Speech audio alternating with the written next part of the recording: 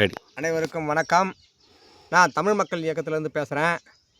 நான் வந்து திருவண்ணாமலை மாவட்டம் கீழ்பெண்ணாத்தூர் வட்டம் செவரப்பூண்டின்ற கிராமத்திலேருந்து பேசுகிறேன். இப்போது எங்கள் ஊரில் வந்து விஜய் ஆட்சிக்கு வந்த பிறகு இப்போ வந்து ஒரு வாரமாக வண்டல் மண் எடுப்பதற்காக ஏரிகளிலிருந்து வண்டல் மண் எடுப்பதற்காக விவசாயிகளுக்கு அனுமதி வழங்கியிருக்காங்க.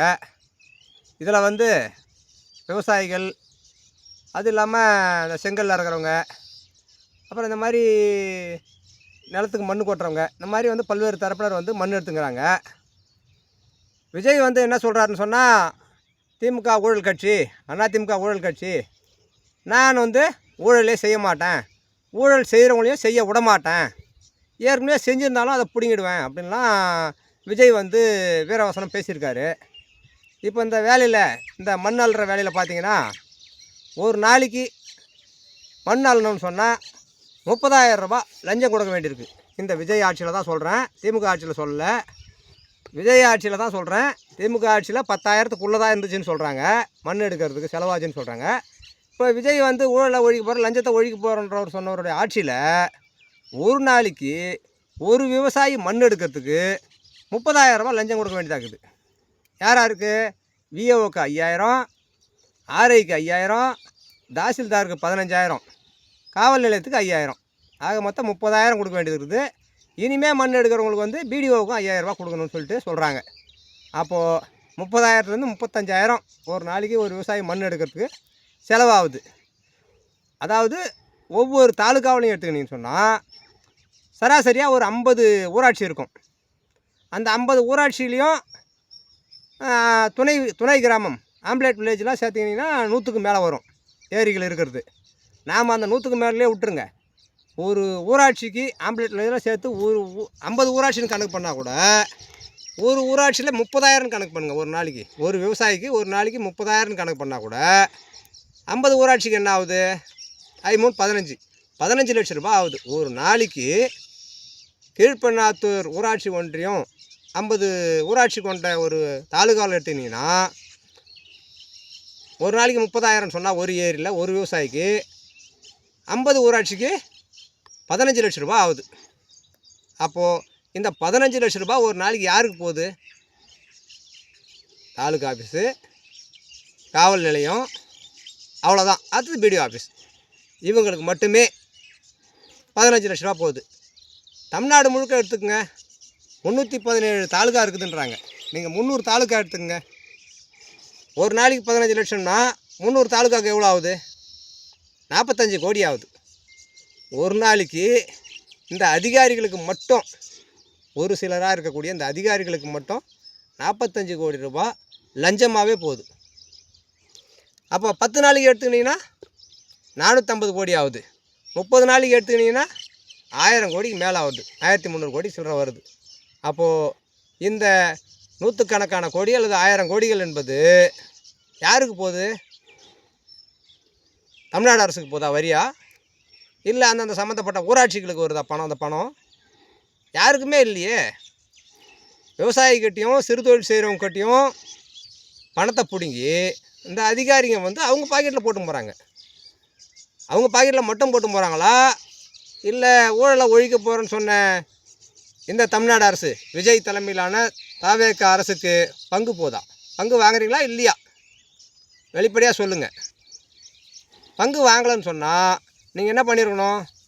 இந்த மாதிரி நடக்குது, இதை தடுக்கணுமா இல்லையா? ஏன் தடுக்கலை?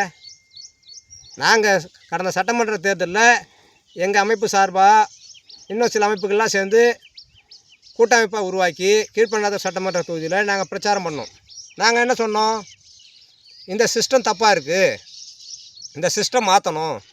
திமுக வந்தாலும் அதிமுக வந்தாலும் விஜய் வந்தாலும் சீமான் வந்தாலும் யார் வந்தாலும் இந்த அதிகாரிகளுடைய ஆட்சி நீடிக்கும். இந்த அதிகாரிகளுடைய அதிகாரத்தை வந்து குறைப்பதற்காகவோ இல்லை மக்கள் கையில் அதிகாரம் வர்றதுக்காகவோ இந்த எந்த கட்சியும் வாக்குறுதி கொடுக்கல. இதனால் எந்த மாற்றமும் வராது, அடிப்படை மாற்றம் வராது. அப்போ அடிப்படையாக மக்கள்கிட்ட அதிகாரம் வரணும் நாங்கள் பிரச்சாரம் பண்ணோம். மக்கள் வந்து எங்களுடைய கோரிக்கையை நிராகரித்து விஜயை தேர்ந்தெடுத்துக்கிறாங்க. ஆனால் விஜய் ஆட்சியில் என்ன நடக்குது? திமுக வாங்கினதை விட, திமுக ஆட்சியில் இருந்த லஞ்சத்தை விட இங்கே அதிகமாக நடக்குது. அவங்க 10,000த்துக்குள்ளே தான் அந்த ஒரு விவசாயி பர்மிஷன் வாங்கிறதுக்கு வாங்கினாங்கன்னு சொன்னால் இவங்க 30,000 வாங்குறாங்க. நல்ல வளர்ச்சி அடைஞ்சிக்கிறாங்க தாவேக்கா. அப்போது இது வந்து ஊழலை ஒழிக்கலை தாவேக்கா, வளர்க்குது.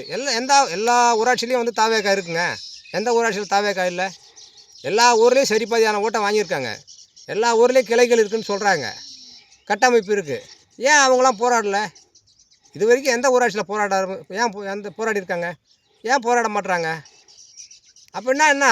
அவங்க அதனுடைய சமரசமாக போகிறாங்க, ஊழல்வாதிகளுக்கு துணையாக இருக்காங்க. அதனுடைய தலைமை வந்து மறைமுகமாக லஞ்சம் வாங்குறாங்க, கமிஷன் வாங்குறாங்கன்றதான அர்த்தமாகுது. பொதுக்கூட்டம் போடுறாங்க, மற்றதுக்கெலாம் போய் அதிகாரிங்கிட்ட லட்சக்கணக்கில் வாங்குவாங்க. அதுக்கு வந்து இப்போ கண்டும் காணாமல் விடுறாங்க. ஏன்? மக்கள்கிட்ட வந்து ஊராட்சிக்கு அதிகாரம் கொடுங்க. ஊராட்சிக்கு அதிகாரம் கொடுத்தா ஊராட்சி வந்து ஒரு டிப்பருக்கு 100 ரூபான்னு போட்டு வாங்கினா கூட ஊராட்சிக்கு பணம் வரும். ஊராட்சி மக்களுக்கு நல்லது செய்ய முடியும். இப்போ செங்கல் அறுக்கிற தொழில் செய்கிறாங்க. இப்போ சில பேர் சொல்கிறாங்க, அவனா நிலத்துக்காக கொட்டுறாங்க, விவசாயத்துக்காக பயன்படுத்துகிறாங்க, செங்கல் அறுக்கிறதுக்கு போகிறாங்க, வீட்டு மனைக்கு கொட்டுறாங்க அப்படின்லாம் சொல்கிறாங்க. நான் என்ன சொல்கிறேன்னா, செங்கல் அறுக்கட்டும். இந்த நாட்டில் பெரிய பெரிய கார்ப்பரேட் முதலாளிகளுக்கெல்லாம் பல கோடி ரூபாய் சலுகை கொடுக்குறாங்க, வரி சலுகை. 10 வருஷம் 20 வருஷம் வந்து மின்சாரம் இலவசமாக கொடுக்குறாங்க.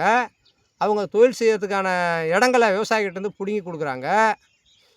அப்புறம் வரி சலுகை கொடுக்குறாங்க, எல்லா வசதியும் செஞ்சு கொடுக்குறாங்க, தண்ணி இலவசமாக கொடுக்குறாங்க. இந்த மாதிரி பல்வேறு சலுகைகளை கொடுத்து வெளிநாட்டில் இருக்கிற முதலாளிகளை வாங்கன்னு கூப்பிட்றீங்க. உள்நாட்டில் இருக்கிற கார்ப்பரேட் முதலாளிகளாம் வரி சலுகை கொடுக்குறீங்க. ஏன் சாதாரண சிறு தொழில் செய்கிறவங்க, குறுந்தொழில் செய்கிறவங்க இவங்கெல்லாம் ஏரியில் மண் எடுத்து பயன்படுத்தக்கூடாதா? அதுக்கு எதுக்கு லஞ்சம் கொடுக்கணும் அதிகாரிங்கிட்ட? ஏன் வெளிப்படைத்தன்மையோடு ஊராட்சிக்கு வந்து ஒரு டிப்பர் எடுத்தாக்கா இவ்வளோ யூனிட் எடுத்தாக்கா 100 ரூபா கட்டுங்க, அந்த பணம் வந்து மக்கள் நடத்துறதுக்கு செலவு பண்ணணும், அந்த மாதிரி ஒரு வெளிப்படைத்தன்மை ஏன் கொண்டு வர மாட்டேறீங்க? கொண்டு வந்தாக்கா இப்போ ஒரு வீடு கட்டுறாங்க, மனைக்கு வந்து மண் கொட்ட வேண்டியிருக்கு. அப்போ யார்கிட்ட போக வேண்டியிருக்கு? பெரிய பெரிய பணக்காரன், பெரிய பெரிய ஆளுங்க லாரி வச்சுருப்பாங்க, 10 லாரி வச்சுருப்பாங்க, ஜேசிபி வச்சுருப்பாங்க. அவங்ககிட்ட தான் போய் அதிகமான பணம் கொடுத்து நமக்கு வீடு கட்டுறதுக்கான மண் கொட்ட வேண்டியதாக இருக்குது. ஏன் அரசாங்கம் எளிமையான முறையில் சாதாரணமாக யார் வேணாலும் வந்து அவங்க வீட்டு தேவைக்கு வந்து பர்மிஷன் வாங்கி மண் ஓட்டலான்ற நடைமுறை ஏன் கொண்டு வர மாட்டாங்க? சரி, இந்த தொழில் செய்கிறவங்களுக்கு மட்டும்தான் லஞ்சம் வாங்குறீங்களா? விவசாயிங்க போனால் லஞ்சம் வாங்குறது இல்லையா? இப்போ நான் ஒரு விவசாயி, ஒரு 10 டிப்பர் 20 டிப்பர் மண் ஓட்டணும், நான் போய் அனுமதி கேட்டால் கொடுப்பாங்களா? அதே லஞ்சம் தானே என்கிட்டையும் கேட்குறாங்க. தொழில் செய்கிறவங்கள்ட்ட மட்டுமா லஞ்சம் வாங்குறீங்க? அப்போது இந்த சிஸ்டம் தப்பாக இருக்குது. இந்த சிஸ்டம் மாற்றப்படாமல் இங்கே எந்த விஷயமும் மாறாது. அதனால் இளைஞர்களாக இருக்கட்டும், பெரியவங்களாக இருக்கட்டும், திமுக மோசமாகுது, அதிமுக மோசமாகுதுன்னு சொல்லிட்டு இன்னொரு மோசமான கட்சிக்கிட்ட தான் நீங்கள் போயிருக்கீங்க, ஆதரிச்சிருக்கீங்க. இது வந்து எந்த தீர்வையும் கொடுக்காது. அதனால் என்றைக்காக இருந்தாலும், இன்னும் எத்தனை ஆண்டு ஆனாலும் நம்ம கையில் உழைக்கும் மக்களாகிய, விவசாயிகளாகிய, தொழிலாளிகளாகிய நாம் வந்து அதிகாரம் நம்மகிட்ட வரணும்னு நீங்கள் நினைங்க.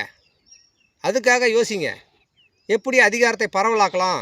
நேற்று ஸ்டாலின் இருந்த அதிகாரம் இன்றைக்கி விஜய்கிட்ட போயிருக்கு. இதனால் நமக்கு எந்த பலனும் இல்லைன்றதை உணருங்க.